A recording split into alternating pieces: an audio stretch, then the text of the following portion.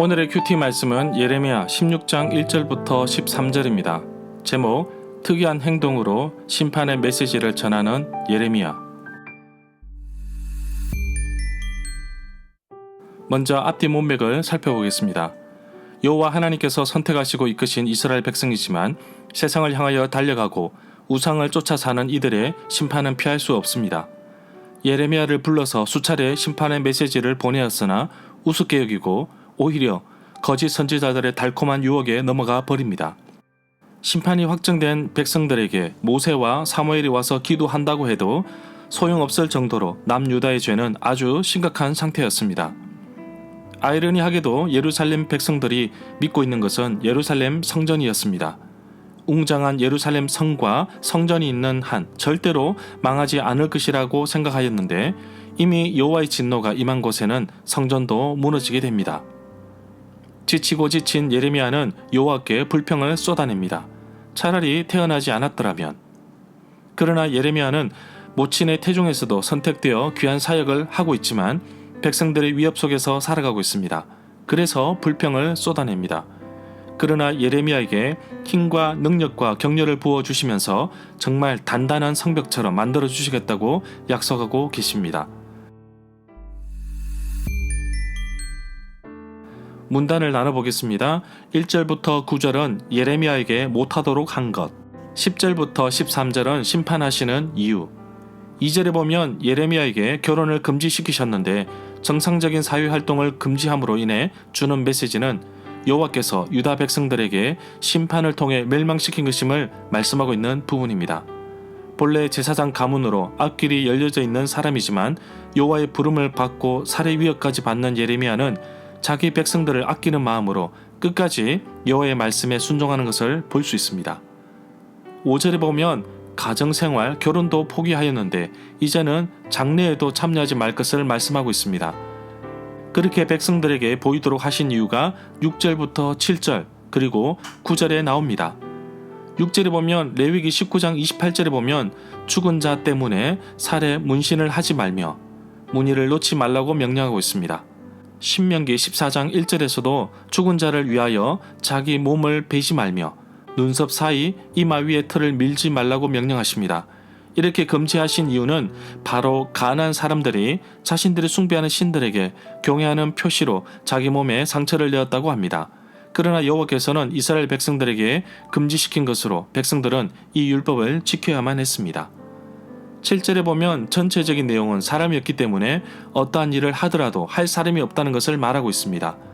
심판을 피할 수 없다는 것을 다시 한 번 더 표현한 방법입니다. 8절에 보면 예레미야는 결혼도 못하고 상가집도 못 가며 이제는 잔치집에도 못 가게 되었습니다. 이렇게 상징적으로 표현하는 방법은 심판을 피할 수 있는 방법이 없으며 또한 그 일을 감당할 사람도 구하기 힘들다는 것을 의미합니다. 9절에 보면 심판이 임하여지면 유다 성읍과 예루살렘 거리에 기뻐하는 소리와 즐거워하는 소리와 신랑의 소리, 신부의 소리가 끊어지게 하여 땅이 황폐할 것이라고 이미 경고하신 적이 있습니다. 이 내용은 예레미야 7장 34절에 나옵니다. 이와 비슷한 9절의 말씀이 예레미야 25장 10절에도 나옵니다. 10절에 보면 이미 백성들이 여호와께 이런 질문을 한 적이 있습니다. 5장 19절에 그때 여호와께서 진멸하신 이유를 말씀하십니다. 바로 여호와를 버리고 이방신을 섬겼기 때문입니다. 이렇게 반복되는 질문을 통해 그 해답을 알고 있는 유다 백성들이라면 여호와 하나님께 돌아와야 하는데 그렇지 못함을 보게 됩니다. 11절에 보면 웅장하고 거룩한 성읍이라고 말하던 예루살렘이 무너지는 망한 이유를 예레미야 22장 8절에서 말하고 있습니다. 여러 민족들이 예루살렘 성읍을 지나가면서 서로 말하기를 이렇게 된 것은 그들이 자기 하나님 여호와의 언약을 버리고 다른 신들에게 절하고 그를 섬긴 까닭이라 라고 말하고 있습니다. 12절에 보면 남유다 백성들이 그들의 조상들보다 더 악한 일을 했다고 말합니다. 심지어 나라를 다스리는 왕도 마찬가지라고 합니다. 남유다 13대 왕 히스기야는 여호와 앞에서 바로 서 있기 위해 수많은 노력을 한 반면에 그의 아들 므낫세 왕은 아버지가 없앤 것을 다시 세우고 바알 제단과 이럴 성신까지 숭배했습니다. 이런 악한 왕이 오랫동안 통치하는 바람에 남유다 백성들은 여호와 하나님으로부터 더 멀어지고 있음을 보게 됩니다. 13절에 보면 여호와의 말씀을 불순종하는 백성들을 내던지시겠다고 선포하십니다. 다른 신을 섬기겠다는 말은 자신의 뜻과 의지에 상관없이 억지로 이방 종교 의식에 참여하게 될 것이라는 말로 볼 수 있습니다. 절마다 상세한 설명과 구절에서 그리고 핵심 내용과 중심 줄거리는 네이버 블로그에 올려져 있습니다. 내게 주시는 교훈입니다. 여호와 하나님께서는 유다 백성들이 쌓아놓은 죄악을 멀리 던지시고 벗어버리기를 원하고 계십니다. 그럼에도 불구하고 유다 백성들은 자신들이 지은 죄를 깨닫지 못하고 도리어 우리가 무슨 잘못을 했느냐고 따지고 있습니다. 내가 죄를 지었는지조차 알지 못하고 있습니다. 나의 영적 상태를 전혀 파악할 수 없는 상황이기 때문입니다. 내가 지금 어떤 상황에 처해 있으며 나는 어떠한 삶을 살고 있는지 늘 자신을 체크해 보아야 합니다.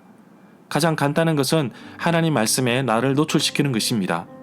신앙의 삶은 매일 헌신하는 반복된 삶입니다. 날마다 나는 영적으로 어떤 삶을 살아가야 하는지 자신의 의지를 들여 결정해야 합니다.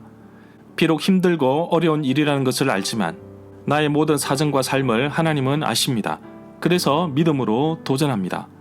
복음을 전하기 위해, 영혼을 구원하기 위해, 사역을 하기 위해, 봉사를 하기 위해, 직분을 감당하기 위해, 때로는 내가 하고 싶은 것도 못하게 하십니다. 그럴 때 나는 하나님 앞에 어떤 모습으로 섭니까? 모든 것이 합력하여 선을 이루시는 하나님을 신뢰하는지요? 그분이 모든 것을 요구하신다면 온전히 100%를 드릴 수 있겠습니까? 모든 것을 잃어버린다고 생각하시겠지만 모든 것의 주인이신 하나님께서 더 채워주신다는 생각은 안 해보셨는지요? 소득의 10%를 11조로 드린다고 하지만 본래 100%가 하나님의 것이며 90%를 나를 위해 주신 것입니다. 나는 단지 물질을 관리하는 청직이라는 사실을 기억하며 모든 것을 하나님께 맡기고 살아가는 하루가 되기를 간절히 사모합니다.